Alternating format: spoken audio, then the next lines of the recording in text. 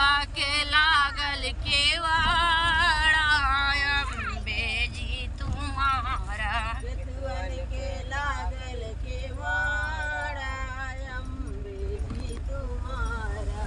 केथुआ के लागल केवाड़ा अम्बे जी तुम्हारा। मैया के मंदिर निराला अम्बे जी तुम्हारा।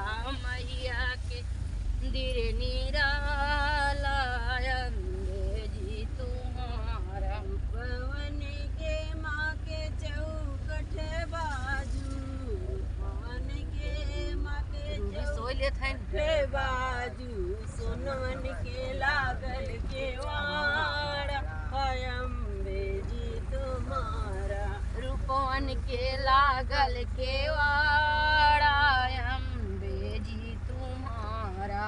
रूपवन सोनवन के लागल केवाड़ा अम्बे जी तुम्हारा।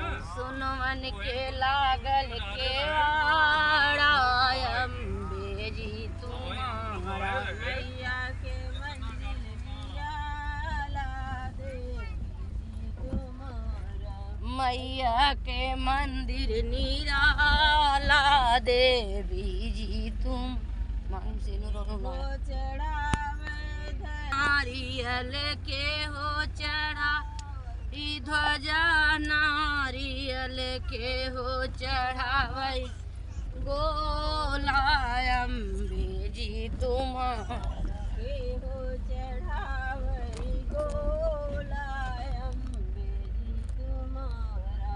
के हो चढ़ावै गोला अम्बे जी तुम रामई ध्वजा नारियल राजा चढ़ाव ध्वजा नारियल रानी चढ़ावई गोला अम्बे जी तुम्हारा।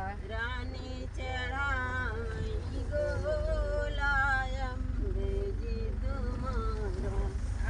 रानी चढ़ावई गोला अम्बे जी तुम्हारा। मैया के मंदिर निराला देवी जी तुम्हारा। मैया के मंदिर निराला अम्बे जी तुम्हारा।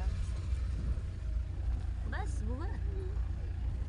आगे जाने हम लोग जा रहे हैं का कुंदन गा रहे हैं देवी गीत।